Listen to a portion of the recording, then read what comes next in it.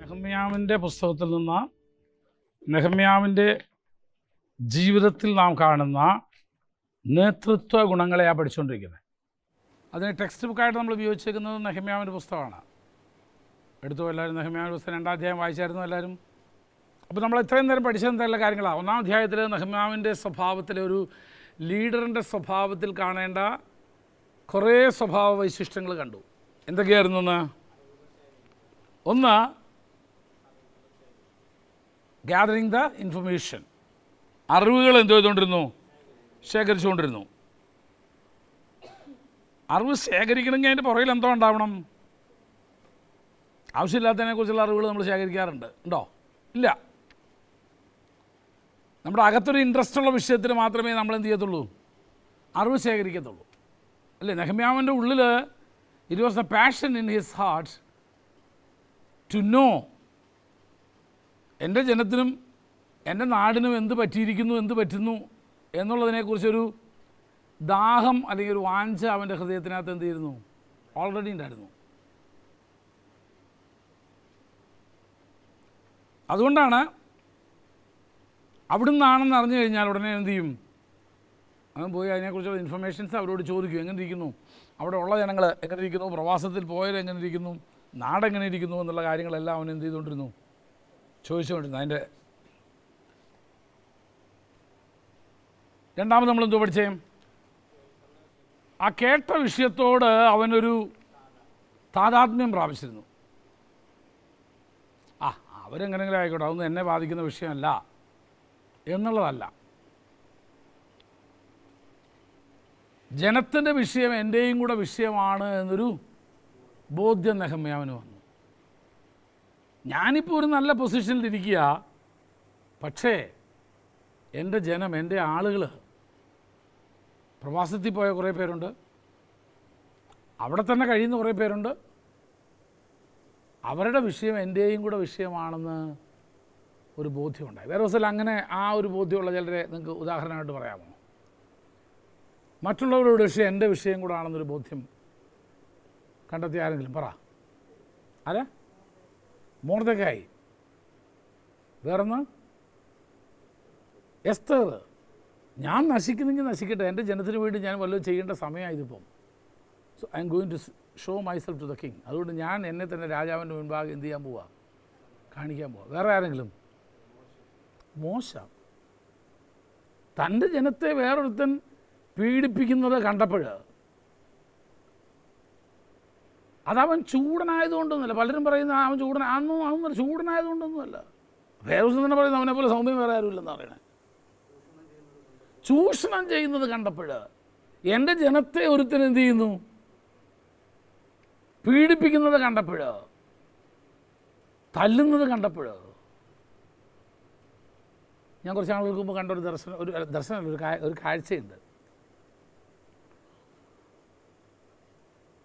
ഈ തെരുവോരങ്ങളിൽ താമസിക്കുന്ന ആളുകളാണ്. അതിൽ ഭർത്താവ് ഒരു അംഗഹീനനാണ്. അയാളുടെ കൈക്കും കാലിനൊന്നും വലിയ സ്വാധീനമില്ല, പക്ഷെ ഭാര്യയ്ക്ക് വലിയ കുഴപ്പമൊന്നുമില്ല. അപ്പോൾ അതിൻ്റേതായ ഒരു തണ്ടും തടിയും ഒരു മിടുക്കും അവൾക്കും ഉണ്ടെന്ന് വിചാരിച്ചോ. ആരോടാണ്ട് എന്തോ പറഞ്ഞ് നാട്ടുകാരെല്ലാം കൂടെ പൊതുവായിട്ട് അവളെ തല്ലാൻ തുടങ്ങുമ്പോൾ ഇയാൾ ഈ ഒറ്റക്കാലും വെച്ച് അവളെ തല്ലുന്നവരെ തൊഴിക്കുന്നത് ഞാൻ കണ്ടു.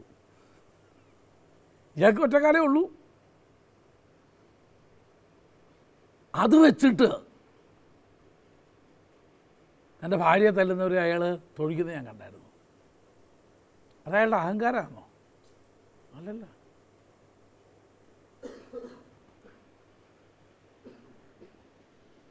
തല്ലുന്നവരൊക്കെ 2 കാലും 2 കൈയുള്ളവനാണ്. പക്ഷെ ഇതില്ലെങ്കിലും ഇവൻ പ്രതികരിച്ചു. എൻ്റെ കാര്യം എന്നാ? എൻ്റെ ഭാര്യയെ തൊട്ടതിൻ്റെ, അവൻ്റെ ഭാര്യയെ തൊട്ടതിനാ. ഇത്രയും സൗമ്യനായൊരു മനുഷ്യൻ മോശ പ്രതികരിച്ചത് തൻ്റെ ജനത്തെ ആളുകൾ പീഡിപ്പിക്കുന്ന കണ്ടപ്പോഴാണ്. അല്ലാതെ അതിനുള്ള പ്രാപ്തിയോ ശേഷിയോ ഉണ്ടായിട്ടൊന്നുമല്ല. മോശയ്ക്കറിയാം വരാൻ പോകുന്നത് എന്തുവാന്ന്. അതിന് ഈജിപ്ഷ്യനെ തൊട്ടാൽ വിവരം അറിയും. അത് അവൻ്റെ നാട്ടിൽ ചെന്ന്, കറമ്പൻ്റെ നാട്ടിൽ ചെന്നൊരു കറമ്പനെ തൊട്ട് വിവരം അറിയും നമ്മൾ എന്ന് പറഞ്ഞ പോലെ അവൻ്റെ പ്രശ്നം എൻ്റെയും കൂടെ, ഇന്ന് അവനെ അടിച്ചതെന്ന് വെച്ചാൽ നാളെ എന്നെ ആയിരിക്കും അടിക്കുന്നത്. അവൻ്റെ പ്രശ്നം എൻ്റെയും കൂടെ പ്രശ്നമാണെന്നുള്ള രീതിയിലാണ് മോശ അവിടെ എന്ത് ചെയ്യുന്നത്, പ്രതികരിച്ചത്. അങ്ങനെയുള്ളവനെ മാത്രമേ ദൈവത്തിന് ഉപയോഗിക്കാൻ പറ്റുള്ളൂ. ഞാൻ വിചാരിച്ചു അന്ന് സ്വർഗം എഴുതിയിട്ടിട്ടുണ്ട് ഒരു പ്ലസ് മാർക്ക് കൂടെ മോശയ്ക്ക്, ഇവനെ നേതാവാക്കാൻ കൊള്ളാം. ഇത് എന്തോ നോക്കിയാലും വഴങ്ങിഞ്ഞ സ്വഭാവമാണെങ്കിൽ ഒന്നിനും പ്രതികരിക്കത്തില്ല, ഒന്നിനും ഇടത്തില്ല. എടാ, പ്രതികരിക്കേണ്ടടുത്ത് പ്രതികരിക്കണം, പറയേണ്ടടുത്ത് പറയണം, സംസാരിക്കേണ്ടടുത്ത് സംസാരിക്കണം. നിങ്ങൾ വിചാരിക്കും ഈ സഭയെക്കുറിച്ച്, നിങ്ങൾ ഇരിക്കുന്ന കാലത്ത് ഈ സഭയെക്കുറിച്ച് ആരെങ്കിലും ഒരാൾ ഈ സഭയെക്കുറിച്ച് വേണ്ടാനം പറയുന്നതെന്ന് പറയും, പറയട്ടെ ബാക്കിയും കൂടെ ഞാൻ അറിയാത്തവരുടെ കാര്യങ്ങളാണല്ലോ അവർ പറയുന്നത്. അത് മുഴുവൻ അവൻ എത്ര വരെ പോകുമെന്നറിയാൻ വേണ്ടി ഞാൻ മിണ്ടാണ്ടിരുന്ന ഭാഷ എന്ന് പറയുന്ന വിദ്വാന്മാരെ ഞാൻ കണ്ടിട്ടുണ്ട്. എന്തോ അവർ എത്രത്തോളം പറയുമെന്നൊന്നും അറിയട്ടെന്ന് വിചാരിച്ചിട്ടാണ് ഞാൻ എന്ത് ചെയ്തത്, മിണ്ടാണ്ടിരുന്നത്. നീ ആദ്യമേ പ്രതികരിച്ചാൽ അവൻ പിന്നെ മിണ്ടില്ലായിരുന്നു. ഷട്ടപ്പ് അന്നേരം പറയണം.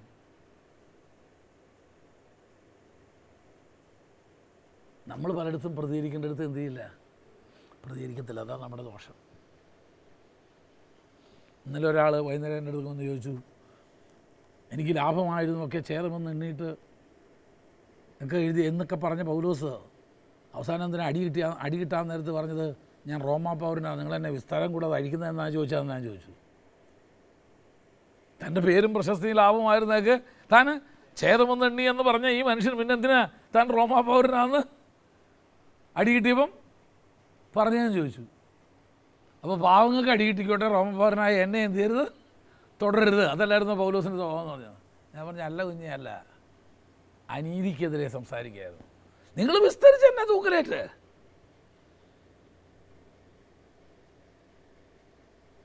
അതാ പൗലോസ് ചെയ്തത്. അല്ലാതെ രക്ഷപ്പെടാൻ തനിക്ക് എന്തോ പഴുതെന്ന് നോക്കിയിട്ട് അത് ആ തുറപ്പിച്ചിട്ട് എടുത്ത് ഉപയോഗിക്കുകയല്ല പൗലോസ് ചെയ്തത്. ഒരിക്കലും അല്ല. ഞാൻ പൗലോസിൻ്റെ കൂടെ നടന്നവൻ അറിയാമെന്ന് പറഞ്ഞത്. അപ്പോൾ വേദപുസ്തകത്തിൻ്റെ ചില ഭാഗങ്ങൾ മാത്രം എടുത്ത് അതിനെ വികടമായി വ്യാഖ്യാനിച്ച് അവനവൻ്റെ നിലനിൽപ്പിന് വേണ്ടി അവനവൻ ചെയ്യുന്നതിന് സാധൂകരിക്കാൻ വേണ്ടി എടുത്ത് ഉപയോഗിക്കുന്ന ഒത്തിരി ആളുകളുണ്ട്. നെഹമ്യാവ് പ്രവാസത്തിൽ പോയ തൻ്റെ ജനത്തിൻ്റെ വേദനയും അവിടെ ശേഷിക്കപ്പെട്ട ജനത്തിൻ്റെ വേദനയും അവൻ്റെ വേദനയായിട്ട് കണ്ടിട്ട് അതവന് തീരെ അപ്സെറ്റാക്കി അവനെ. പിന്നെ അവൻ ഉപവസിക്കാൻ തുടങ്ങി, പ്രാർത്ഥിക്കാൻ തുടങ്ങി. എങ്ങനെ എൻ്റെ ജനത്തിൻ്റെ ആ ജനത്തിൻ്റെ തകർച്ചയുടെ കാരണം അവർ മാത്രമല്ല ഞാനും അതിൽ പങ്കാളിയാണ് എന്ന് ഒരു ഉത്തരവാദിത്തം അവൻ ഏറ്റെടുത്തിട്ട് കുറേ നാൾ അവൻ ഉപവസിച്ചും പ്രാർത്ഥിച്ചും കൊണ്ടിരുന്നു. അവസാനം ഒരു പ്ലാൻ തയ്യാറാക്കി, എങ്ങനെ ഐ ക്യാൻ റീബിൽ, എനിക്ക് എങ്ങനെ ഈ ജനത്തെ, എൻ്റെ ജനത്തെ ഉദ്ധരിക്കാൻ കഴിയും എന്നുള്ളതിൻ്റെ ഒരു പദ്ധതി അവൻ എന്ത് ചെയ്തു, തയ്യാറാക്കി. പദ്ധതിയുമായിട്ട് അവൻ പതുക്കെ രാജാവിൻ്റെ അടുക്കെ ചെല്ലുക. അതാണ് നമ്മൾ 1-ാം അധ്യായത്തിൻ്റെ അവസാനം വരെ കണ്ടത്. 2-ാം അധ്യായത്തിലേക്ക് നമുക്ക് കയറാം. 1-ാം വാക്യം. ആ ആ ആ ആ ആ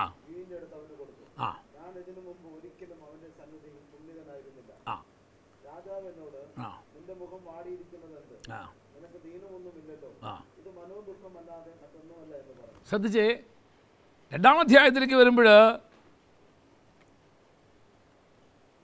താൻ്റെ പ്ലാൻസ് ഇതൊക്കെ താൻ എന്ത് ചെയ്യാമെന്നറിയാമോ, വർക്കൗട്ട് ചെയ്യുക, അത് പ്രവൃത്തിപരത്തിലേക്ക് കൊണ്ടുവരിക. ലീഡർ, ഒരു നേതാവിൻ്റെ അടുത്തൊരു ഗുണം കാണുന്നത്, പ്ലാൻ മാത്രം പോരാ, അത് വർക്കൗട്ട് ചെയ്യുന്നത് എങ്ങനെയാണെന്നും കൂടെ അറിയണം. പ്ലാൻ മാത്രം പോരാ, ആ പദ്ധതി നടപ്പിലാക്കേണ്ടത് എങ്ങനെയാണെന്നും കൂടെ ഒരു നേതാവിന് ബോധ്യം ഉണ്ടായിരിക്കണം. പിന്നെ എന്ത് ചെയ്യുന്നു, പിന്നെ ആസ് യൂഷ്വൽ കുറേ നാൾ ഉപവാസവും പ്രാർത്ഥനയൊക്കെ കഴിഞ്ഞ്, ഇവിടെ ഒരു കാര്യം നിങ്ങൾ മനസ്സിൽ കഴിഞ്ഞാൽ അവൻ്റെ ആ ഉപവാസവും പ്രാർത്ഥനയും എന്നാണെന്നറിയാമോ, അവൻ്റെ ഔട്ട്വേർഡ് അപ്പിയറൻസിനെ തന്നെ അവൻ്റെ ബാഹ്യ രൂപത്തെ തന്നെ എന്ത് ചെയ്തെന്നറിയാമോ? മാറ്റിക്കളഞ്ഞു. അവൻ്റെ ബാഹ്യരൂപത്തെ തന്നെ മാറ്റി.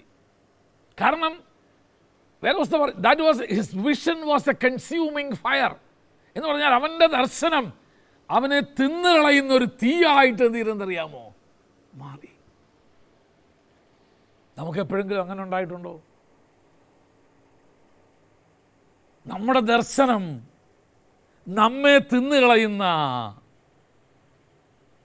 ഒരു തീയായിട്ട് മാറാത്തിടത്തോളം കാലം ആ ദർശനത്തിന് ശക്തിയില്ലെന്നർത്ഥം. ആ ദർശനത്തിന് യാതൊരു ബലവുമില്ല, ഒരു കഴിവുമില്ല, ഒരു പ്രാപ്തിയില്ല. എപ്പോഴെങ്കിലും നിന്റെ ദർശനം, നിനക്ക് ദൈവം തന്ന ദർശനം, ദൈവം എന്നോട് സംസാരിച്ച നിന്റെ ദൈവത്തിൻ്റെ ആലോചനകൾ, ദൈവം നിനക്ക് തന്ന ആ ഒരു വലിയ ഭാരം has become a consuming fire. നിന്നെ തിന്നുകളയുന്ന, നിന്റെ ശരീരം, എൻ്റെ ഭാഷ പറഞ്ഞ നിന്റെ കോലം തന്നെ മാറ്റുന്ന ഒന്നായിട്ട് മാറിയോ? മാറണം. If there is a growing seed in you, ഒരു വളരുന്ന ഒരു വിത്ത് നിന്റെ അകത്ത് കിടക്കുന്നുണ്ടെങ്കിൽ നിന്റെ രൂപത്തിന് വ്യത്യാസം വരും. സ്ത്രീകൾക്കറിയാം അല്ലേ? അകത്ത് വളരുന്ന ഒരു വിത്ത് കിടപ്പുണ്ട്. ഞാൻ കടല തിന്നത് അകത്ത് കിടന്ന് വളരുന്ന കാര്യമല്ല ഞാനീ പറഞ്ഞത്. നിന്റെ അകത്തൊരു വിത്ത് കിടപ്പുണ്ട്. അത് വളരും തോറും നീ അസ്വസ്ഥയായിക്കൊണ്ടിരിക്കുക. അത് വളരും തോറും നീ എന്ത് ചെയ്തിരിക്കുക? നീ അസ്വസ്ഥയായിരിക്കുക. നിന്റെ രൂപം മാറുക, നിന്റെ ഭാവം മാറുക. ദൈവിക ദർശനം എന്ന് പറയുന്നത് അതാ. That will effect your appearance. നിന്റെ ബാഹ്യ രൂപത്തെ തന്നെ അത് എന്ത് ചെയ്ത് കളയും? മാറ്റിക്കളയും. നെഹമ്യാവിൻ്റെ ജീവിതത്തിൽ അതുണ്ടായി.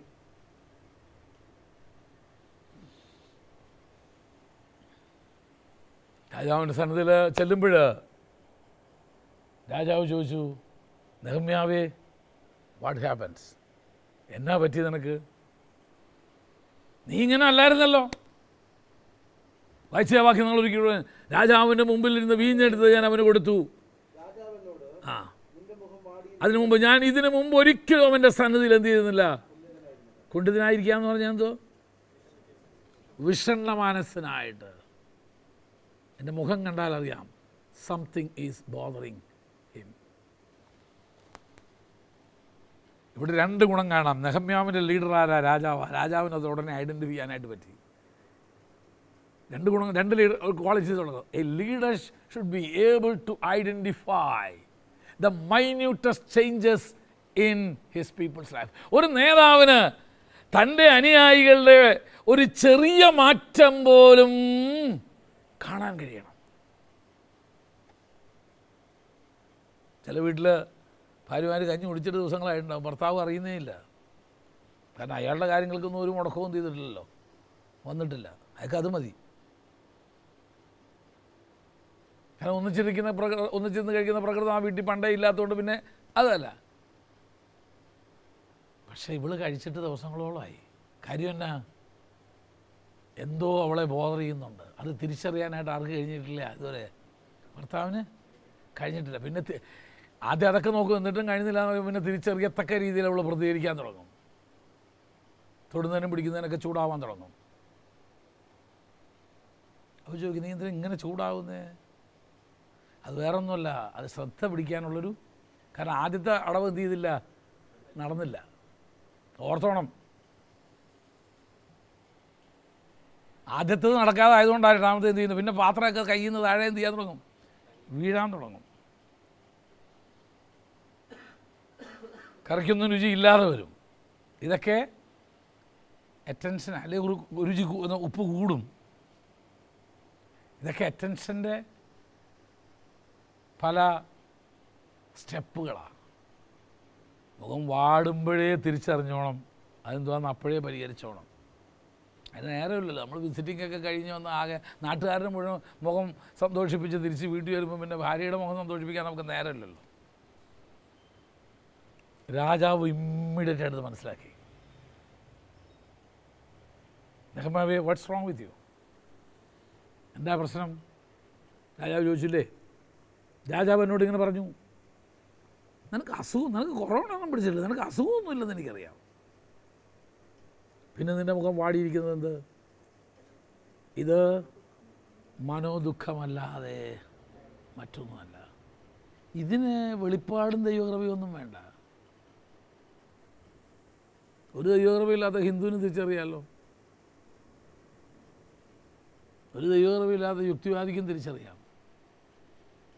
കൃപ ഉള്ള നമുക്കാ എന്ത് ചെയ്യാത്ത പലതും തിരിച്ചറിയാൻ പറ്റാത്തത്. രാജാവ് ഇമ്മീഡിയറ്റ് ആയിട്ട് മനസ്സിലാക്കി. രാജാവ് ചോദിച്ചു, ദാറ്റ് വാസ് ആൻ ഓപ്പർച്യൂണിറ്റി. 3-ാം വാക്യത്തിൽ അവൻ പറയും, അപ്പോൾ ഞാൻ ഏറ്റവും ഭയപ്പെട്ട് രാജാവിനോട്, രാജാവേ, അങ്ങ് ദീർഘാസായിരിക്കട്ടെ. എൻ്റെ പിതാക്കന്മാരുടെ കല്ലറകളുള്ള പട്ടണങ്ങൾ ശൂന്യമായും അതിൻ്റെ വാതിലുകൾ തീ കൊണ്ട് ബന്ധം കിടക്കുമ്പോൾ എൻ്റെ മുഖം വാടാതിരിക്കുന്നതെങ്ങനെ? എന്തൊരു പവർഫുൾ സ്റ്റേറ്റ്മെൻറ്റാണെന്നറിയാം, എന്ത് ശക്തമായൊരു വാക്യമാണെന്നറിയാമോ? ഞാൻ ചോദിക്കട്ടെ, എന്തെങ്കിലും വാർത്ത കേട്ട്, ശുശ്രൂഷയിലായിട്ട് ഇത്രയും നാളായല്ലോ, ഏതെങ്കിലും വാർത്തകൾ നീ കേട്ടിട്ട് നിൻ്റെ ഹൃദയം എപ്പോഴെങ്കിലും അസ്വസ്ഥപ്പെട്ടിട്ടുണ്ടോ?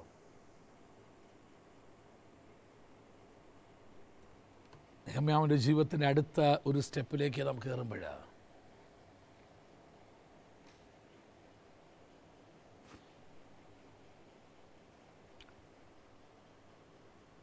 ആ അവസരം അവൻ ലഭിച്ചപ്പോൾ രാജാവിനോട് തൻ്റെ ഭാരത്തെക്കുറിച്ച് അല്ലെങ്കിൽ തൻ്റെ ദൗത്യത്തെക്കുറിച്ച്, താൻ ചെയ്യാൻ ആഗ്രഹിക്കുന്ന വിഷയത്തെക്കുറിച്ച് രാജാവിനോട് പറയാൻ ഒരവസരം ലഭിച്ചപ്പോൾ നമ്മളാണെങ്കിൽ ഒന്നുമില്ല, രാജാവിന് തോന്നി ഇതാവും എന്ന് പറഞ്ഞൊരു ഒരു ആർട്ടിഫിഷ്യൽ ചിരി അന്നേരം എന്ത് ചെയ്യും, ഉണ്ടാക്കും.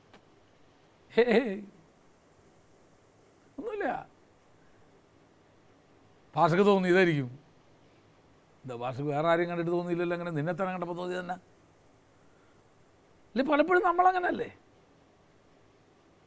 നമ്മുടെ ഭാരങ്ങൾ തുറക്കാൻ നമുക്കൊരു ഓപ്പർച്യൂണിറ്റി കിട്ടുമ്പോഴാണ്, നമ്മുടെ ദർശനം തുറക്കാൻ നമുക്കൊരു ഓപ്പർച്യൂണിറ്റി കിട്ടുമ്പോഴാണ്, ദൈവം നമ്മളോട് സംസാരിച്ച നമ്മുടെ ഹൃദയത്തിനകത്ത് നാളുകളായി നാം കൊണ്ടു കിടക്കുന്ന ദർശനത്തെക്കുറിച്ച്, ഭാരത്തെക്കുറിച്ച്, ശുശ്രൂഷയെക്കുറിച്ച്, വേലയെക്കുറിച്ച് നമുക്ക് പറയാനായിട്ട് ഒരു അവസരം കിട്ടുമ്പോൾ നമ്മൾ എന്ത് ചെയ്യും? അത് നിഷേധിക്കുക ചെയ്യുന്നത്. ഇവിടെ കാണുന്ന ലീഡറിൻ്റെ അടുത്ത ഗുണം, നെഹമ്യാവ് യൂസ് ദ ഓപ്പർച്യൂണിറ്റി. നെഹമ്യാവ് അവസരങ്ങളെ ഉപയോഗിച്ചു.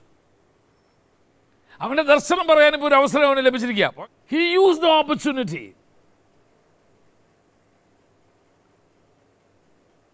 3, 4, 5, 6 വാക്യങ്ങളൊക്കെ പറയുന്നത് എനിക്ക് നെഹമ്യാവിന് ലഭിച്ച അവസരം നെഹമ്യാവ് എന്ത് ചെയ്തു?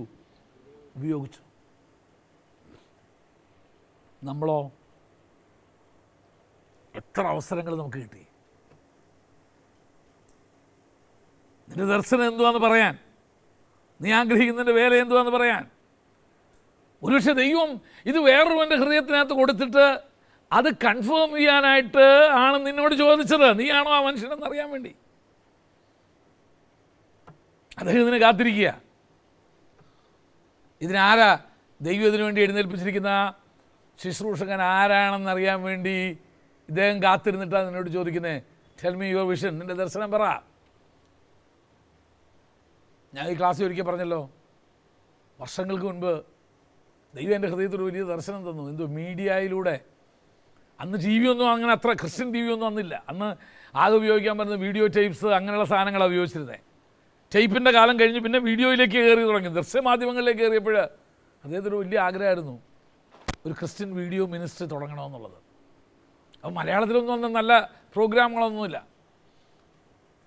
അമേരിക്ക മാത്രമേ ഉള്ളൂ. അതിങ്ങനെ കൊണ്ട് നടക്കുമ്പോഴാണ് ന്യൂസിലൻഡിൽ നിന്ന് ഒരാൾ വരുന്നത്. ഞാൻ നിങ്ങളോട് പറഞ്ഞല്ലോ, സ്വെൻസൺ എന്ന് പറഞ്ഞ ഒരാൾ വരുന്നത്. അദ്ദേഹത്തോട് ദൈവം സംസാരിച്ചിരിക്കുക, ഇന്ത്യയിൽ ഇങ്ങനൊരു ക്രിസ്ത്യൻ മീഡിയ മിനിസ്ട്രി തുടങ്ങണം, അത് ഇന്ന ആളായിരിക്കും തുടങ്ങുന്നത്. ഞാൻ ദർശനമൊക്കെ കാണിച്ച് അയാളെ ഇങ്ങോട്ട് വിട്ടേക്കുക. അങ്ങനെ അദ്ദേഹമായിട്ട് സംസാരിച്ച കൂട്ടത്തിൽ അദ്ദേഹം ചോദിച്ചു, tell me what's your vision, പറ നിങ്ങളുടെ ദർശനം എന്തുവാന്ന്. ഇതൊഴിച്ച് ബാക്കിയെല്ലാം പറഞ്ഞു. അവസാനം ശമൂവേൽ ഇശായിയോട് ചോദിച്ചു പോലെ ഇനിയും വല്ലതും ഉണ്ടോ എന്ന് ചോദിച്ചു. Is there anything else? ഞാൻ പറഞ്ഞു ഇങ്ങനൊരു ആഗ്രഹമുണ്ട്, ഇങ്ങനൊരു ക്രിസ്ത്യൻ വീഡിയോ മിനിസ്റ്റർ തുടങ്ങണമെന്നും മീഡിയ മിനിസ്റ്ററിൽ ഇങ്ങനെ ക്രിസ്ത്യൻ ടൈപ്സൊക്കെ കൊണ്ടുവന്നു. അപ്പോൾ അന്ന് VCR എന്ന് പറഞ്ഞാൽ വലിയ പണക്കാരുടെ വീടുകൾ മാത്രമേ ഉള്ളൂ, അവർക്ക് നല്ല പ്രോഗ്രാം ഇല്ല കാണാനായിട്ട്. ഗൾഫിൽ നിന്നൊക്കെ വരുന്ന വിശ്വാസികൾ ഈ സാധനം കൊണ്ടുവന്നിട്ട് കാണാൻ പ്രോഗ്രാം ഇല്ല അവർക്ക്. ഞാൻ പറഞ്ഞു അങ്ങനൊരു ആഗ്രഹമുണ്ട്. പറഞ്ഞു അതിനാ ദൈവം എന്നെ അയച്ച് എന്താ ആദ്യത്തെ ഒരു 25 video type, Christian video type നമ്മുടെ ലൈബ്രറിയിൽ ഇപ്പോഴും കാണും. അത് കെന്നത്ത് ഹേഗൻ്റെ, കെന്നത്ത് കോപ്പലൻ്റെ, അങ്ങനെ അന്നത്തെ കാലത്തെ പ്രശസ്തരായിരിക്കുന്ന ആളുകളുടെ മെസ്സേജസിൻ്റെ ധാരാളം ടൈപ്പും കൊണ്ടാണ് അയാൾ വന്നേക്കുന്നത്. ഇത് കിട്ടിയിട്ട് എന്നാ കാര്യം, ഇത് പ്ലേ ചെയ്യാനുള്ള റെക്കോർഡറും നമ്മുടെ ഇല്ല, കാണാൻ TV നമ്മുടെ ഇല്ല. അത് വാങ്ങിക്കാനുള്ള പൈസയും കൂടെ കൊണ്ടുവന്നിട്ടുണ്ട്, എടുത്തതിൻ്റെ പൈസയും തന്നു. അങ്ങനെ ആദ്യത്തെ multi system TV, multi system VC പ്ലെയറും എല്ലാം കൂടെ വാങ്ങിച്ച് പരിപാടി ആരംഭിച്ചു. നിന്റെ ദർശനത്തിൻ്റെ പൂർത്തീകരണത്തിന് ദൈവം അപ്പുറത്ത് ആരെയോ കണ്ടിട്ട് എന്ത് ചെയ്യുക, ഒരുക്കി നിർത്തിയിട്ടാണ് നിന്നോട് ചോദിക്കുന്നത് വാട്ട്സ് യുവർ വിഷൻ, നിൻ്റെ ദർശനം എന്തുവാ. അപ്പോൾ നീ എന്ത് പറഞ്ഞു? ഒന്നുമില്ല, അങ്ങനൊന്നുമില്ല, അങ്ങനെ മനസ്സിനെ ഭാരപ്പെടുത്തുന്ന വിഷയമൊന്നും അങ്ങനെ എന്തില്ല ഇല്ല. നെഹമ്യാവ് യൂസ് ദ ഓപ്പർച്യൂണിറ്റി. നെഹമ്യാവ് പറയുക, എൻ്റെ പിതാക്കന്മാരുടെ പട്ടണം ആകെ എന്ത് ചെയ്തിരിക്കുക, ശൂന്യമായിട്ട് കിടക്കുക. അതിങ്ങനെ തീ വെച്ചൊക്കെ കിടക്കുന്ന കാണുമ്പോൾ എനിക്കിവിടെ സ്വസ്ഥമായിട്ടിരിക്കാനായിട്ട് പറ്റുന്നില്ല. നമുക്ക് വായിക്കാം, നോക്കാം. അപ്പോൾ ഞാൻ ഏറ്റവും ഭയപ്പെട്ട്, 3-ാം വാക്യം, ഭയപ്പെട്ട് രാജാവിനോട് പറഞ്ഞു, രാജാവ് ദീർഘായുസിരിക്കട്ടെ, എൻ്റെ പിതാക്കന്മാരുടെ കല്ലറകളുള്ള പട്ടണങ്ങൾ ശൂന്യമായും അതിൻ്റെ വാതിലുകൾ തീ കൊണ്ട് വെന്തും കിടക്കുമ്പോൾ എൻ്റെ മുഖം വാടാതിരിക്കുന്നത് എന്ത്? അപ്പോൾ രാജാവ് എന്നോട് ചോദിച്ചു, എന്താ നിൻ്റെ അപേക്ഷ? നമ്മളാണെങ്കിൽ എന്ത് ചെയ്തതിന് അടുത്ത വാക്യം വളരെ ശ്രദ്ധിക്കുക. A leader when he makes a decision, when he speaks somebody, does it with prayer. ഇത് കേട്ട ഉടനെ എന്ത് ചെയ്തു? ഞാൻ ദൈവത്തോട് പ്രാർത്ഥിച്ചു. 2-ാം അധ്യായത്തിൽ വീണ്ടും നെഹമ്യാവിൻ്റെ അതേ ഗുണം നമുക്ക്. He was a man of prayer. ഒരു ലീഡർ ആരായിരിക്കണം? ഒരു പ്രാർത്ഥനാ മനുഷ്യനായിരിക്കണം എല്ലായ്പ്പോഴും. വാതിൽ തുറക്കുന്നതിനും വരെ മാത്രമല്ല, വാതിൽ തുറന്നു കഴിഞ്ഞാലും ഡു ഇറ്റ് ഇൻ പ്രയർ. നീ ദൈവത്തോട് ചോദിക്കുക, ദൈവം പറയും നിനക്ക്. നമ്മളെന്തുവാ ആരംഭിക്കുന്നിടം വരെയൊക്കെ പ്രാർത്ഥിക്കും, പിന്നെന്തുവാ, പിന്നെ എനിക്കിനി അതിൻ്റെ ഇല്ലേ ട്രെയിൻ ട്രാക്കി വീണില്ലയോ, ഇനി എന്ത് ചെയ്തോളും, തന്നെങ്ങ് പൊക്കോളും. ഇല്ല. നെഹമ്യാവ് ഇവിടെ എന്ത് ചെയ്യാന്നറിയാമോ? രാജാവ് വാട്ട്സ് യുവർ പ്ലാൻ, നിൻ്റെ പദ്ധതി എന്താണെന്ന് ചോദിച്ചപ്പോഴോ നെഹമ്യാവ് എന്ത് പറയുന്ന അടുത്ത് വാക്യം വായിച്ചതിന്, ഉടൻ ഞാൻ സ്വർഗത്തിലെ ദൈവത്തോട് പ്രാർത്ഥിച്ചിട്ട് രാജാവിനോട് ഉണർത്തിച്ചത്.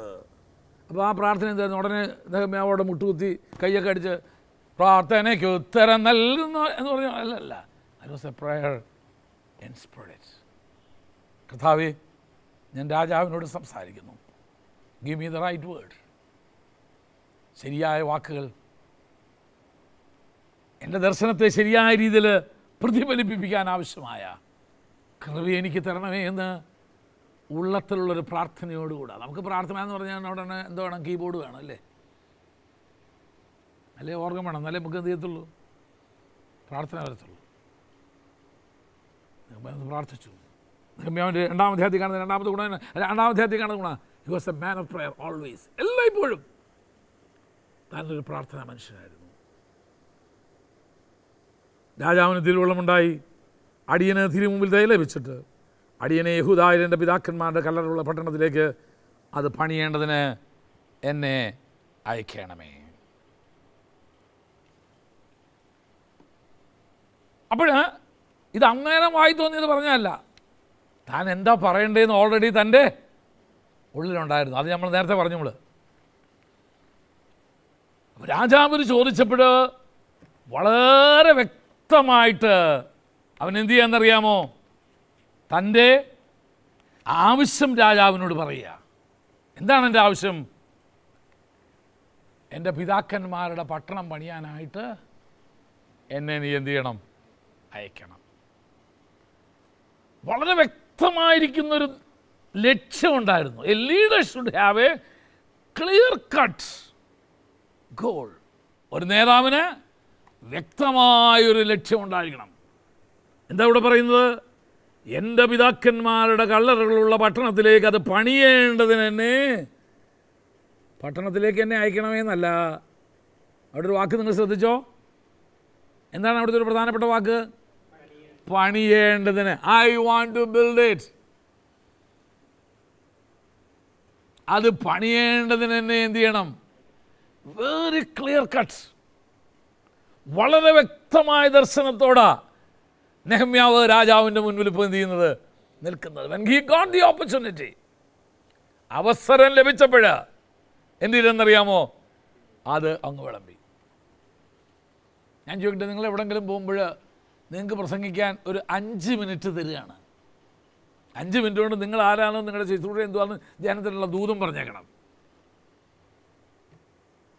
നമ്മൾ ഇല്ല ഇൻട്രഡക്ഷൻ പറഞ്ഞു വരുമ്പോഴത്തേന് തന്നെ നമ്മുടെ 3 മിനിറ്റ് പോയി ഇല്ലേ? തൃശ്ശൂരിൻ്റെ പ്രദേശത്ത് നിന്ന് കോട്ടയത്തിൻ്റെ പ്രദേശത്തിലേക്ക് കടന്നു വരാൻ ദൈവമായ കർത്താവ് ഏഴയാകുന്ന എനിക്ക് തന്ന കൃപയ്ക്കായിട്ട് ഞാൻ ദൈവത്തിന് സ്തോത്രം ചെയ്യുന്നു. പിന്നെ എന്നെ യോഗത്തിലേക്ക് ക്ഷണിച്ച അധ്യക്ഷൻ ഇന്നാര്, പിന്നെ അവിടെ ഇരിക്കുന്ന എല്ലാ പാസ്റ്റർമാരുടെയും കൂടെ പേര് പറഞ്ഞ് അപ്പോഴത്തേനും എന്ത് ചെയ്തു? ടിങ് ബെല്ലടിച്ചു, സമയം കഴിഞ്ഞിരിക്കാൻ നിനക്ക്. ഞാൻ എങ്ങും കയറി ഇവരെ സുഖിപ്പിക്കാൻ നോക്കാറില്ല.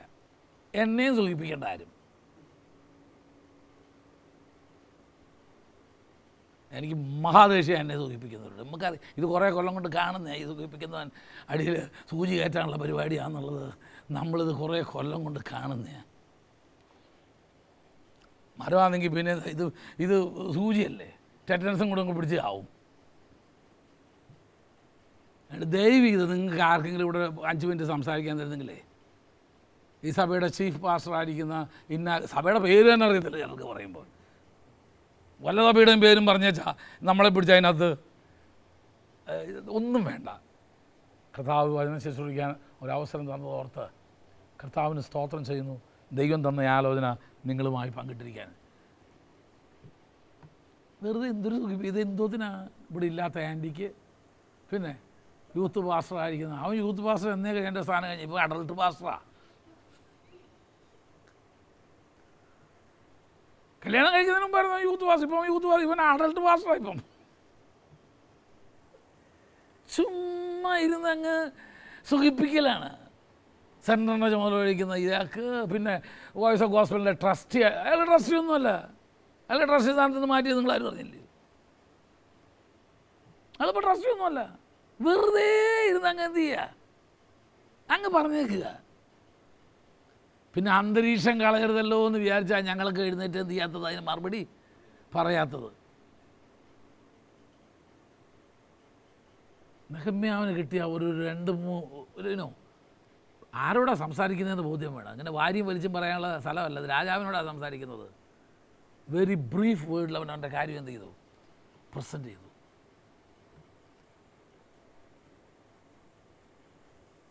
അടുത്ത വാക്യം നോക്കിയാം. അത് പണിയേണ്ടതിന് എന്നെ അയക്കണമേ. അപ്പോൾ രാജാവ് എന്നോട് ചോദിച്ചു, നിൻ്റെ യാത്രയ്ക്ക് എത്ര നാൾ വേണ്ടി വരും? അതെനിക്കറിയത്തില്ല അല്ലേ. നിൻ്റെ യാത്രയ്ക്ക് എത്ര നാൾ വേണ്ടി വരും? നീ എപ്പോഴും മടങ്ങി വരും? അടുത്ത വാക്യം, ഞാൻ ഒരു അവധി പറഞ്ഞു. എത്ര നാൾ കൊണ്ട് എനിക്കവിടെ പോയി ഇത് തീർത്ത് കാര്യങ്ങളൊക്കെ പരിശോധിച്ച് എനിക്ക് മടങ്ങി വരാമെന്നുള്ളതിന് നമ്മളാണെങ്കിൽ എന്താ പറഞ്ഞ് ഒരു കാര്യത്തിന് പോവുമല്ലയോ സാറേ, എപ്പോഴാണ് വരുന്നതെന്ന് തീരുമ്പോൾ അങ്ങ് പോരും. പോരും. അപ്പം പറയും നീ പോണ്ട. കാര്യം എന്നാ? നീ നാടുകളെ ചുറ്റിയടിക്കാൻ പോകുന്നതിന് നിനക്ക് ശമ്പളം തരണ്ടേ? മനസ്സിലായില്ല? നീ 2 ദിവസം കൂടി ഇല്ലെങ്കിൽ ആ ജോലി വേറെ ആളെ കൊണ്ട് എനിക്ക് ചെയ്യിക്കണം, മറ്റവന് എക്സ്ട്രാ ബേർഡൻ. കൃത്യമായിട്ട് പറഞ്ഞു. അല്ലേ? നെഹമ്യാവ് പറഞ്ഞു എ ലീഡർ ഷുഡ് ബി, ഒരു നേതാവ് വ്യക്തമായ പ്ലാൻ ഉണ്ടായിരിക്കണം. എനിക്ക് ഇത്ര ദിവസം വേണം, ഇത്ര ദിവസം കൊണ്ട് എനിക്കിത് തീർക്കാം. ഞാൻ ചോദിക്കാറുണ്ട് ആളുകളോട്, നമ്മൾ സഭയിലൊക്കെ ചേരാൻ വരുമ്പോൾ ചോദിക്കും, ചിലപ്പോൾ ഒന്ന് ചോദിക്കും, ചില പാസ്റ്റർ നിങ്ങൾ എത്ര സപ്പോർട്ട് കൊടുക്കുന്നതെന്ന് ചോദിക്കാറുണ്ട് എന്നോട്. അങ്ങനെ ചോദിക്കുന്നുണ്ട്.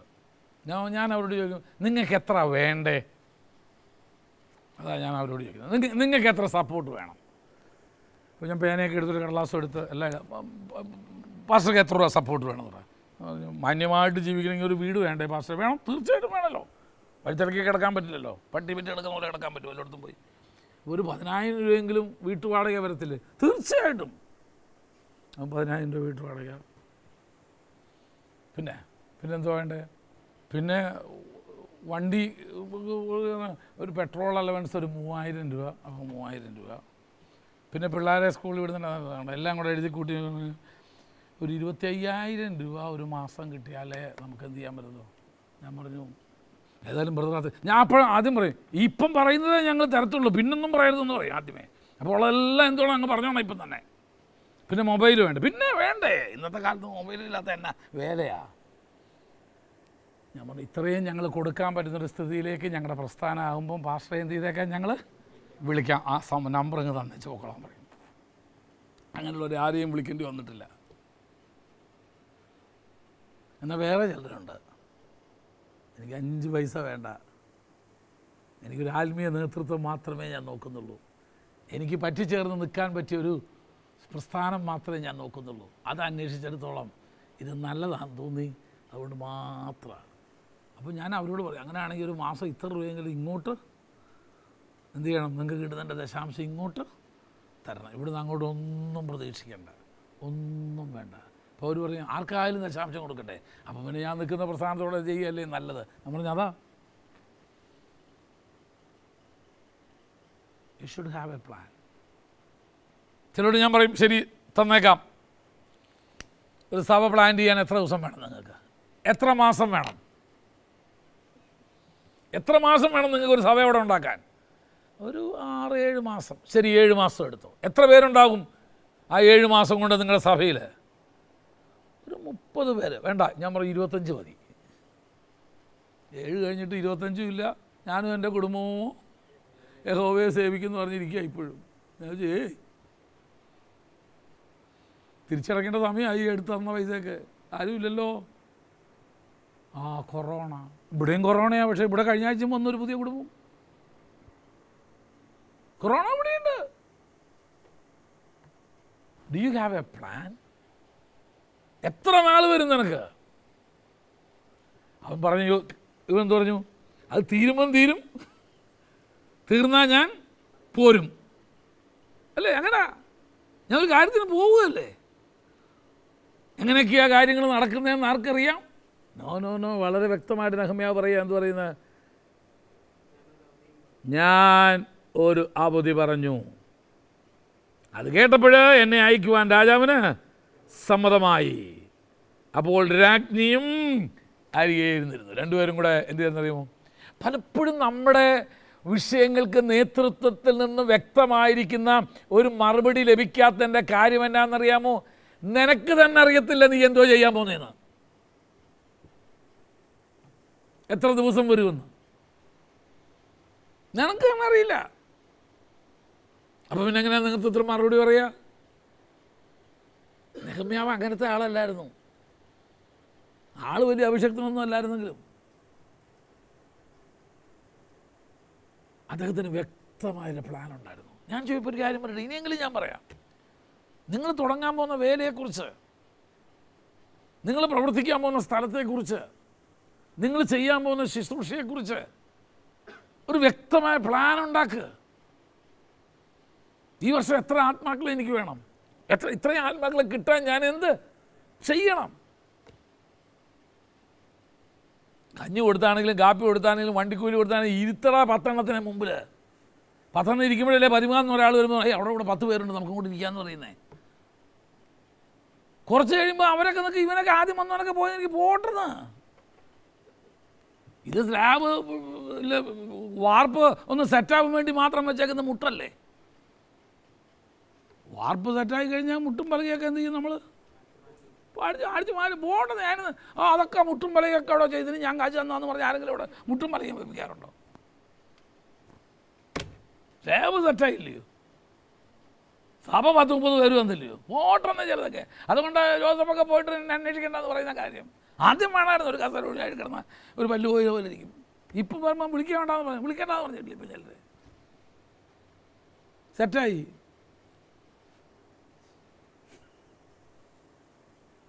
അഹങ്കാരം കൊണ്ട് പറയുകയല്ലത്. ആദ്യം നമുക്കതൊക്കെ ആവശ്യമാണ്. നോക്കാം നമുക്ക് 7-ാം വാക്യം. ആ ആ ആ ആ ആ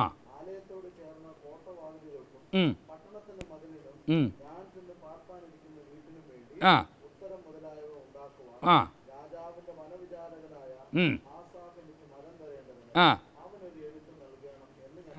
നോക്കിക്കേ, എത്ര ക്ലിയർ കട്ടായിട്ട് അവൻ്റെ പ്ലാൻ തയ്യാറാക്കിയിരിക്കുന്നത് നോക്കിക്കേ. ഒന്ന്, ഈ രാജ്യങ്ങൾ കടന്നു പോകാനായിട്ട് രാജ്യാധിപതിമാർക്ക് എന്നെ കടത്തിവിടണം എന്ന് പറഞ്ഞിട്ട് എന്ത് ചെയ്യണം? കത്ത് വേണം. 2, ആലയം മതിൽ പണിയാനും കോട്ടകൾ പണിയാനും എനിക്ക് പാർക്കാനുള്ള വീട് പണിയാനും മരം വേണം. അതുകൊണ്ട് ഫോറസ്റ്റ് ഡിപ്പാർട്ട്മെൻറ്റിന് ഒരു കത്ത് എനിക്ക് തരണം. നമ്മൾ ഫോറസ്റ്റിന് അവിടെ ചെല്ലുമ്പോഴാണ്, അയ്യാ എനിക്ക് അറിയില്ലായിരുന്നല്ലോ ഇങ്ങനെ ഇവർക്ക് കത്തുണ്ട്. ഞാൻ വിചാരിച്ച രാജാവ് പറഞ്ഞു എന്ന് പറഞ്ഞാൽ എല്ലാവരും രാജാവ് പറഞ്ഞു എന്ന് പറഞ്ഞാൽ എല്ലാവരും തരും. Verse the order? ഓർഡർ എന്ത് ചെയ്യേ? ഇതിനെല്ലാത്തിനും ഓർഡർ. ഏത്? രാജ്യങ്ങൾ കിടക്കാനായിട്ട് അതാത് രാജ്യങ്ങൾക്കുള്ള ഓർഡർ. ഇത് ഇന്നയാളാണ്, നീ അവനെ എന്ത് ചെയ്യണം?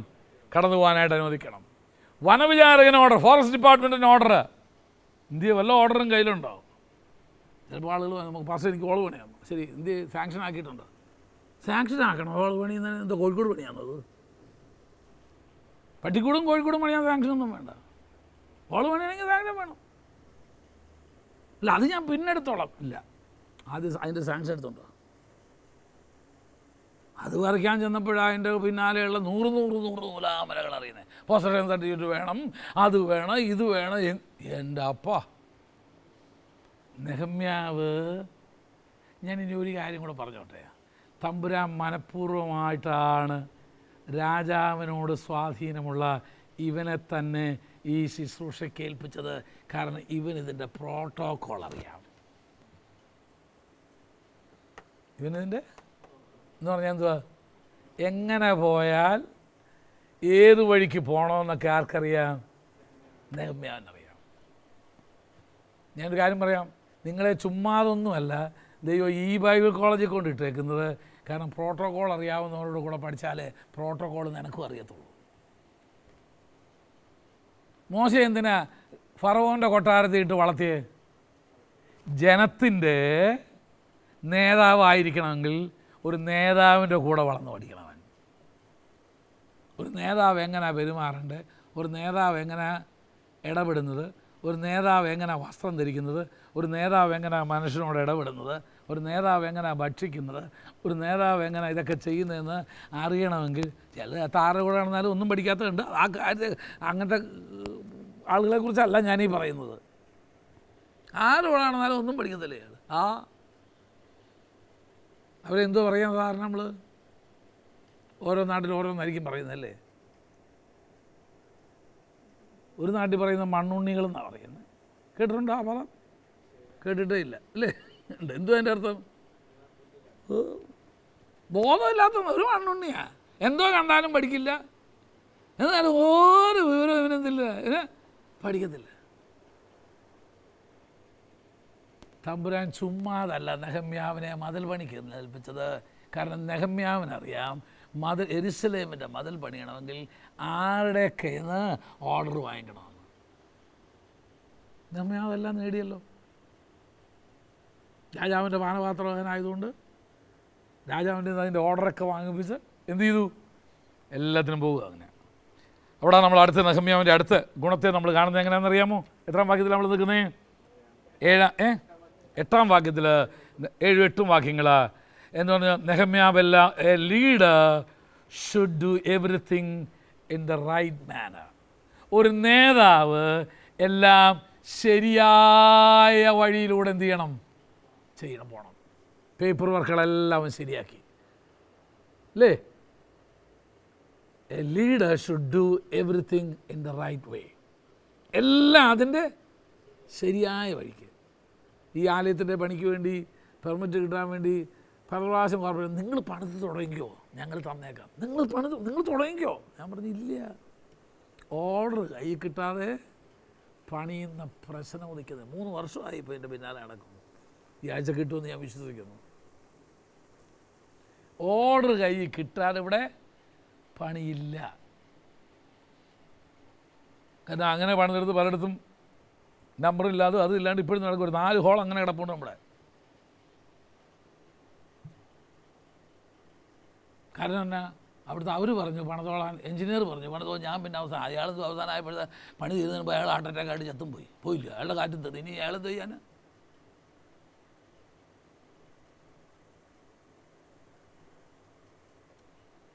A leader should do everything in the right way. ബാക്കി നിങ്ങളൊന്നുകൊണ്ട് വായിച്ചു നോക്കിയേ.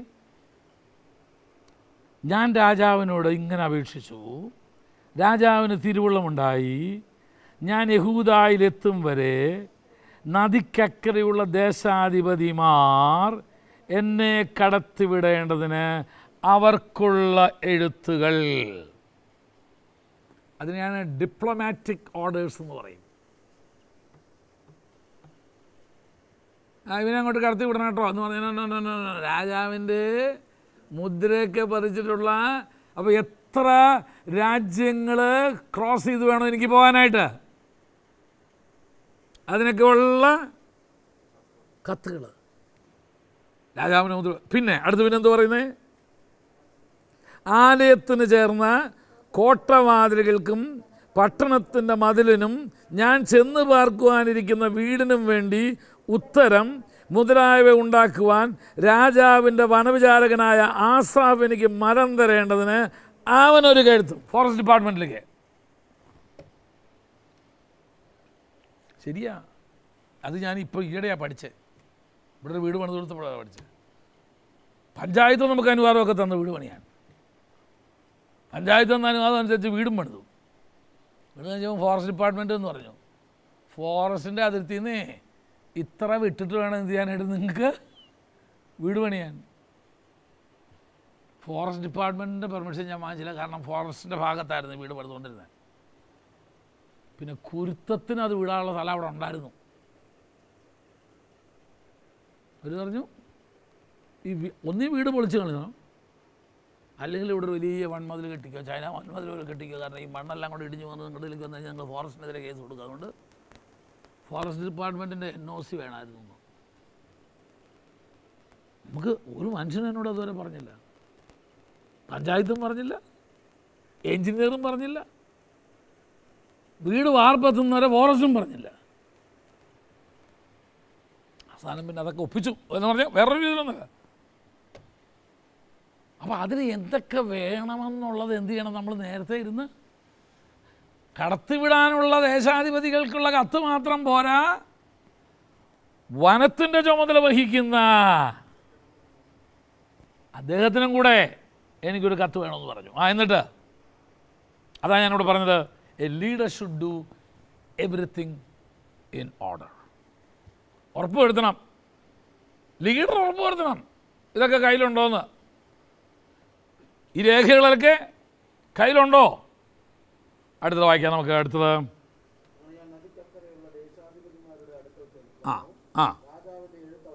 അങ്ങനെ ഞാൻ ചെന്ന് രാജാവിൻ്റെ, അയ്യോ ഞാൻ മറന്നുപോയി എന്ന് പറഞ്ഞോ.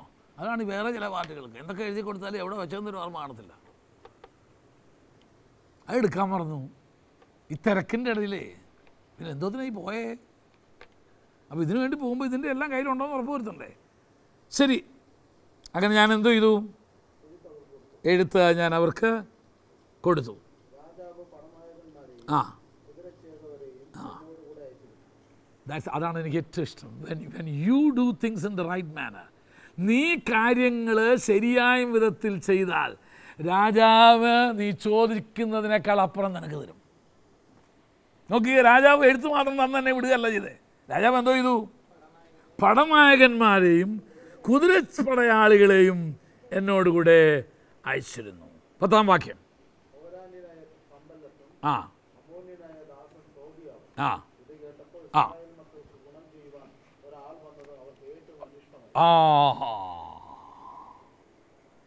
എതിർപ്പുകൾ ആരംഭിച്ചു. ഇതുവരെ ഒരു കുഴപ്പമില്ലായിരുന്നു. അതെ അതെ.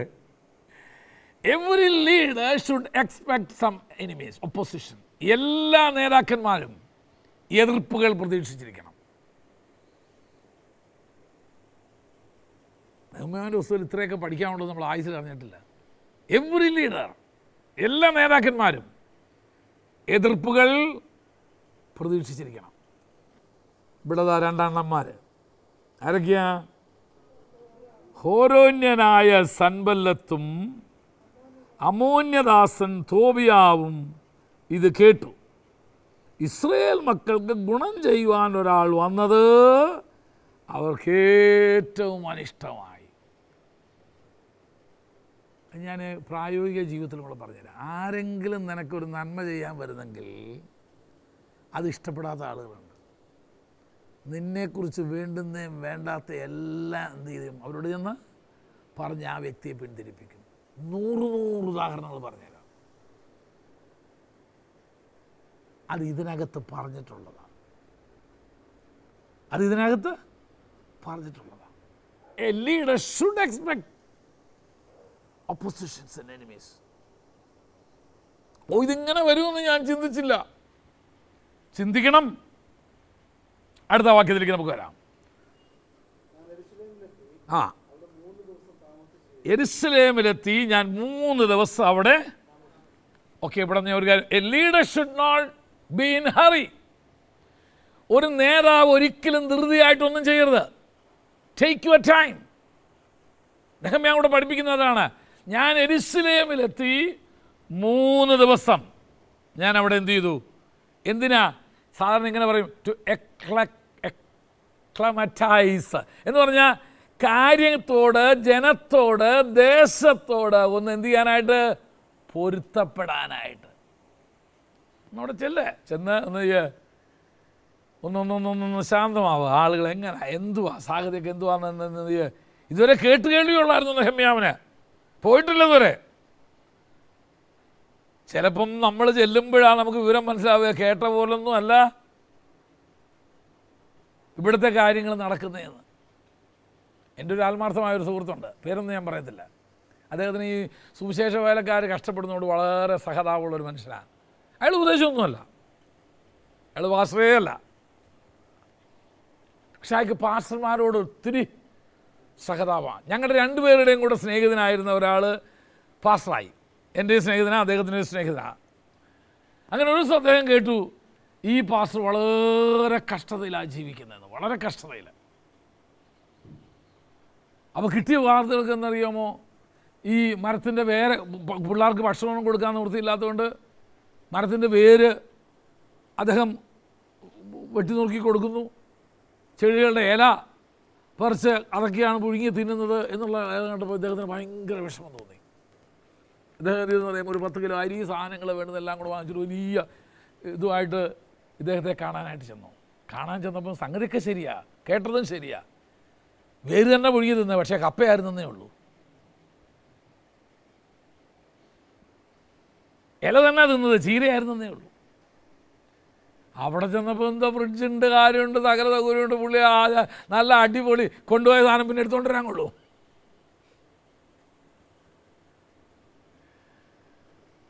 അപ്പോൾ എന്നോട് പറഞ്ഞു അനി, ഞാൻ കേട്ട പോലെ ഞാൻ പറഞ്ഞു, നീ പോകുമ്പോഴേ ഞാൻ പറഞ്ഞില്ല, ഇവിടെ നീ വാങ്ങിക്കുന്നതിന് മുമ്പ് പോയി കണ്ടേച്ചു വാ.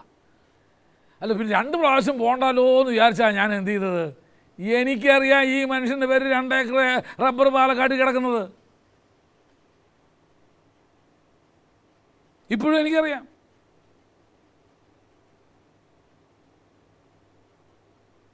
പക്ഷെ ഫെയ്ത്ത് തോമലെ ജീവിതം എങ്ങനെയാ?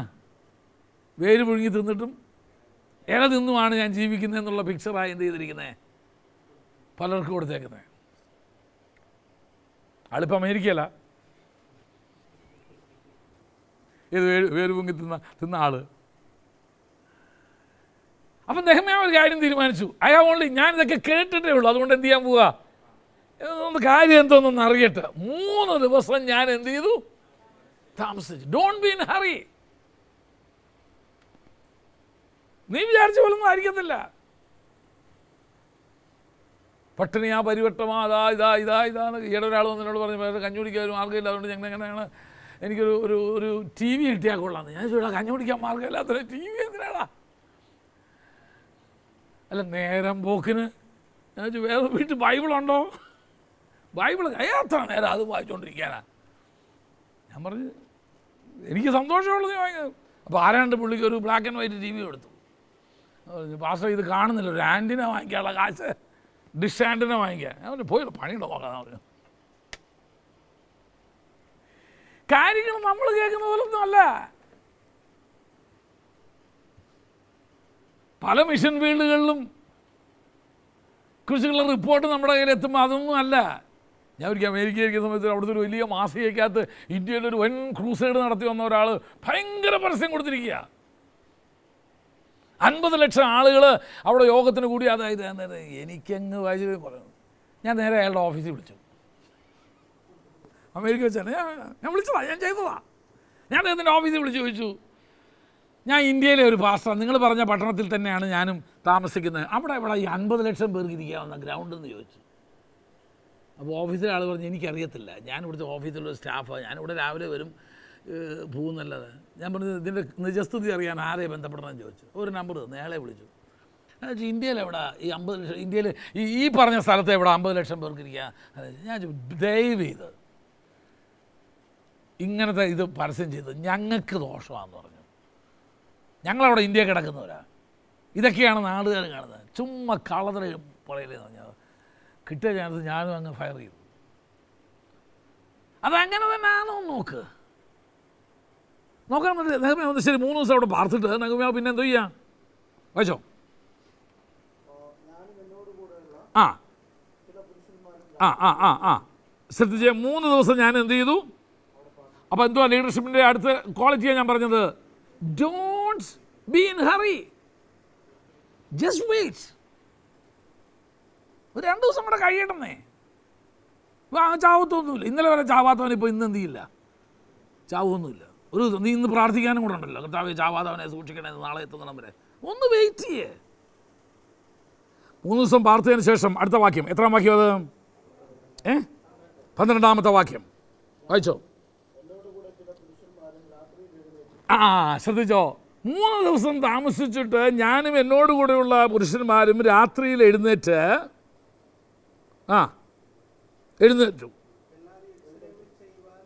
ഞാൻ എന്തുവാ ചെയ്യാൻ പോകുന്നതെന്ന് എൻ്റെ കൂടെയുള്ള ഒറ്റ ആളോട് ഞാൻ പറഞ്ഞില്ല.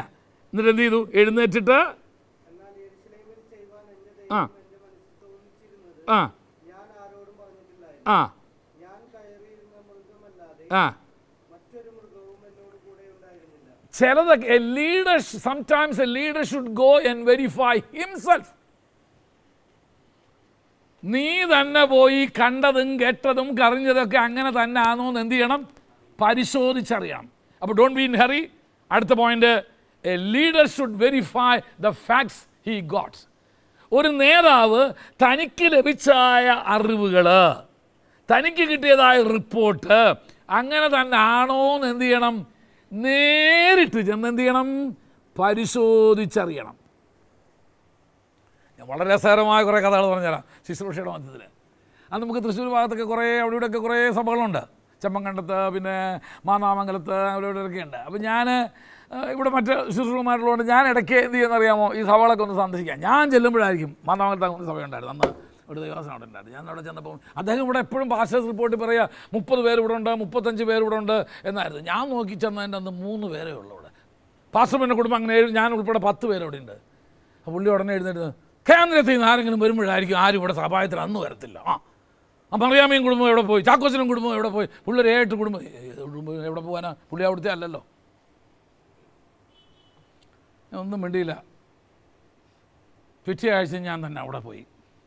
ഇല്ല, അന്നാണല്ലോ മറിയാമ്മയും ചാക്കോച്ചനും ഒന്നും വരാഞ്ഞേ. പിറ്റേ ആഴ്ച അത്രയും തന്നെയുള്ളൂ. ഞാൻ ചോദിച്ചു, പാസ്റ്ററെ ഈ ആഴ്ച ഇത്രയേ ഉള്ളൂ? പുള്ളി അന്ന് എഴുന്നേറ്റ് അവർ കേന്ദ്രത്തിൽ 2 ആഴ്ച ഇവിടെ ആൾ വരാൻ തുടങ്ങി കഴിഞ്ഞാൽ അന്നൊന്നും ഇവിടെ ആൾ വരത്തില്ല, മനുഷ്യനെ നാണം കെടുത്താൻ, മനുഷ്യനെ കേന്ദ്രത്തിൽ. അവിടെ ആകെ 7 പേരേ ഉള്ളൂ. സഭയിലാകെ 7 പേരേ ഉള്ളൂ. ഇവിടെ വന്ന് വരുമ്പോൾ എന്തോ 30-35 പറയുക. എന്താ അത് പറഞ്ഞുകൊണ്ടിരുന്നത്? അവർക്കറിയായിരുന്നു സാർ ഒരിക്കലും ഈ സഭ വിട്ടിട്ട് വെരിഫിക്കേഷന് വരില്ല എന്ന്.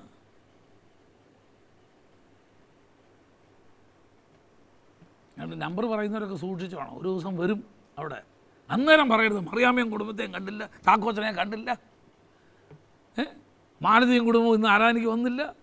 വരില്ലല്ലോ, കാരണം മാലതിയും കുടുംബം അവിടുത്തെ ഒന്നുമല്ല.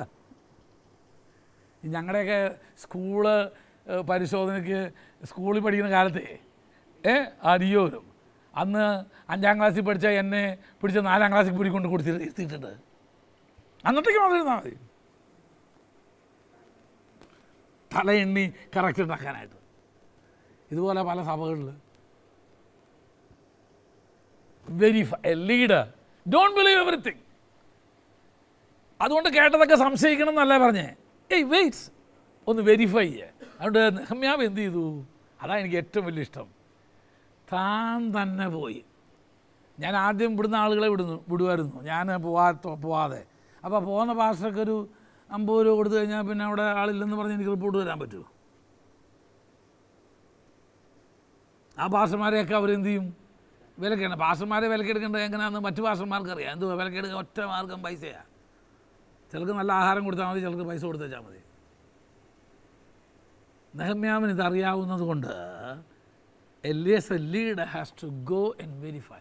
നേരിട്ട് നമ്മൾ പോയി എന്ത് ചെയ്യണം? വെരിഫൈ ചെയ്യണം. അതിനാണ് നമ്മളിവിടെ ഒരു വെരിഫൈങ് ടീമുണ്ട് ഇപ്പോൾ നമുക്ക്. ഈ ചില പാസ്റ്റർമാരെയൊക്കെ നിങ്ങളുടെ സഭയിലോട്ട് വിടുന്നത് എന്തിനാണെന്നറിയാമോ? വെരിഫിക്കേഷന് വേണ്ടിയിട്ടാണ്. പറയാറുണ്ടല്ലോ 5 പൈസ പോലും കൊടുക്കണ്ടെന്ന്. ഇവിടുന്ന് പെയ്ഡാണ് അവരൊക്കെ.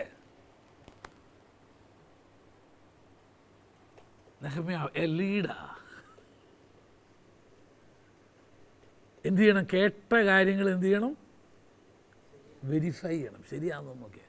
അങ്ങനെയൊക്കെ നമ്മുടെ അടുക്ക വന്നാൽ എല്ലാം ശരിയായിരിക്കുമോ? ആവണം. ഞാൻ ഇവിടെ 100 വിശ്വാസികളുള്ളവനും 10 വിശ്വാസികളുള്ളവനും ഒരേ സപ്പോർട്ടാണ്. പിന്നെന്തിനാ ഇവിടെ അധികം ആത്മാക്കളെ നേടുന്നവന്? എനിക്കറിയാം ചില സഭകളിലുണ്ട് അധികം ആത്മാക്കളെ, ആ വർഷം ഏറ്റവും കൂടുതൽ ആത്മാക്കൾ നേടിയ പാസ്റ്റർക്ക് എന്തുണ്ട്? അവാർഡുണ്ട്. അയാൾ പോകുന്നതിൻ്റെ പിന്നാലെ പാസ്റ്റർ വിശ്വാസികളെല്ലാം എന്ത് ചെയ്യും? പോവും. അല്ല, അയാൾ നേടിയതൊന്നുമല്ല, അയാൾ വിളിച്ചു വരുത്തി അവിടുന്ന് ഇവിടുന്നൊക്കെ അയാളുടെ മിടുക്കുകൊണ്ട് ദൂത് പറഞ്ഞും. നിൽക്കുന്ന സഭയിൽ ആരാധന ശരിയല്ല. അതുകൊണ്ട് ആരാധിക്കുന്നവരുടെ കൂടെ വേറിട്ടൊന്ന് ആരാധിച്ചാലേ നിൻ്റെ കുടുംബത്തിൻ്റെ ഒരു വിടുതൽ കിട്ടത്തുള്ളൂ. ഇയാളിന് അടുത്ത വർഷം പോകുന്ന ഉറപ്പുണ്ടേ. അപ്പോൾ അടുത്ത വർഷം വരെ ഇരുന്ന് ആരാധിപ്പിക്കും. ഇയാൾ പോകുന്നതോടുകൂടെ അയാൾക്കും വിടുതൽ കിട്ടി. ഒന്ന് വെരിഫൈ ചെയ്യും നോക്കുക. അടുത്തത് അതും കൂടെ പറഞ്ഞ് ഞാൻ നിർത്താം. നെക്സ്റ്റ് വൺ, നെഹമ്യാവിൻ്റെ പുസ്തകത്തിൽ അടുത്ത ക്വാളിറ്റി. നെഹമ്യാവിൻ്റെ ഞാൻ രാത്രിയിൽ യാത്രയും കഴിഞ്ഞ് വന്ന് ഈ പാവം എന്ത് ചെയ്യാമെന്നറിയാമോ? ഈ യാത്ര ഭയങ്കര യാത്രയായിരുന്നു കേട്ടോ. അവൻ രാത്രി തന്നെ പോയി താഴ്വര വഴിയായി പെരുമ്പാമ്പുറവെങ്കൽ. ആ പേര് കേട്ടാൽ തന്നെ നമുക്ക് എന്ത് ചെയ്യാന്നറിയാമോ? പേടിയിടുന്നതാ. അതെല്ലാം പറഞ്ഞു പെരുമ്പാമ്പുറവാ. പിന്നെ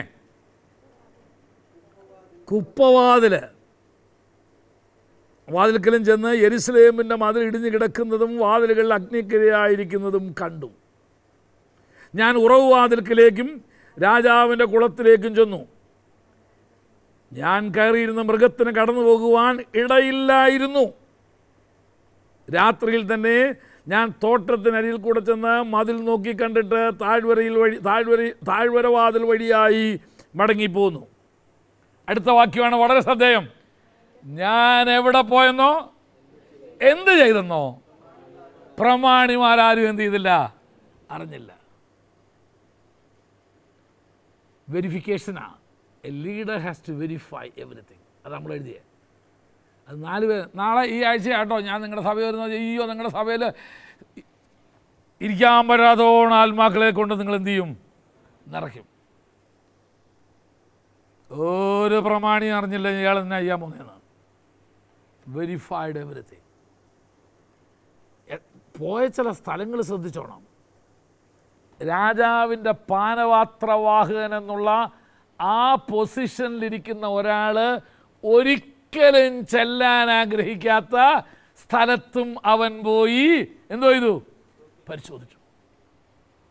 നമ്മൾ പോകും എവിടൊക്കെ? ചിലരെയൊക്കെ വിട്ടാൽ പറയും വണ്ടി അവിടം വരെ പോകത്തുള്ളായിരുന്നു, അതുകൊണ്ട് ഞാൻ അവിടം വരെ. അവന് ഇത്രയും ഡേഞ്ചറസ് ആയിട്ടുള്ള, ഇത്രയും റിസ്ക് ആയിട്ടുള്ള സ്ഥലത്തും അവൻ പോയിട്ട് അവൻ കാര്യങ്ങൾ എന്ത് ചെയ്തു? എൻ്റെ ഇവിടെ നിന്ന് ഞാനൊരു ചോദ്യം കൂടെ ചോദിച്ച് അവസാനിപ്പിക്കാം.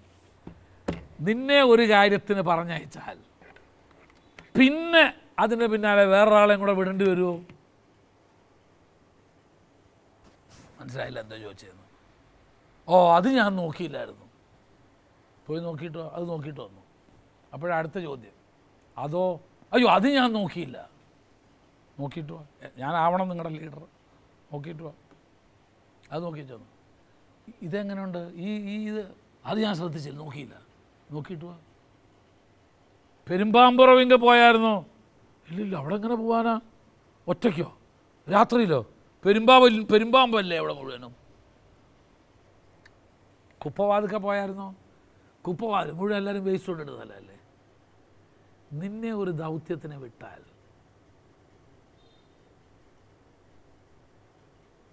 എല്ലാം നോക്കി കണ്ടേച്ച് വരുമോ? അതോ ഈസി ആയത് മാത്രം? അല്ല, അതൊരു വാതിലിൻ്റെ പേരാ. ഒത്തിരി വാതിലുകളുണ്ടല്ലോ. അത് വേണമെങ്കിൽ പറഞ്ഞുതരാം, പിന്നെ അത് നോക്കിയിട്ട് പറയാം. കാരണം ഇപ്പോൾ എൻ്റെ ആ വാതിലുകളിലേക്ക് ഡീറ്റെയിലിൽ പോകാത്തതുകൊണ്ടാണ്. കുപ്പവാതിൽ എന്തുവാണെന്നറിയാമല്ലോ? കുപ്പകൾ വേസ്റ്റ് കൊണ്ടിടുന്നത്. ഇതുപോലെ തന്നെ ഒരു ഡേഞ്ചറസ് സോണായിരുന്നു അത്. നമ്മളെ ഒരു ദൗത്യത്തിന് വിട്ടാൽ നമ്മളത് പെർഫെക്റ്റായിട്ട് ചെയ്തു തരുമോ? A leader should be like that. ഒരു നേതാവ് അങ്ങനെ ആയിരിക്കണം. നെഹമ്യാവിൻ്റെ ജീവിതം അതാ പഠിപ്പിക്കുന്നത്.